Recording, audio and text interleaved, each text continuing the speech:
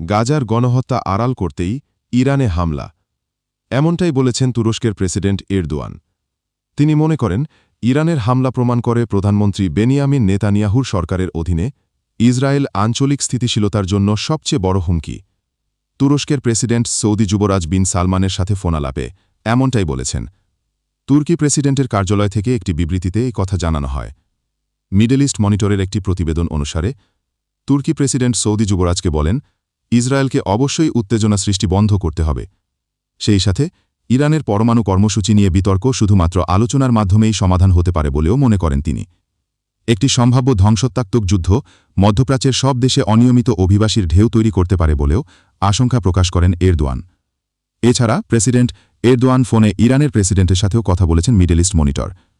এক বিবৃতিতে এরদোয়ানের কার্যালয় আরও জানায়, তিনি ইরানের প্রেসিডেন্টকে আরও বলেছেন, তা থেকে দৃষ্টি ফেরাতেই ইরানে হামলা চালিয়েছেন নেতানিয়াহু। যুক্তরাষ্ট্র ও ইরানের মধ্যকার পরমাণু আলোচনা ভণ্ডুল করতে চান বলেও মনে করেন এরদোয়ান।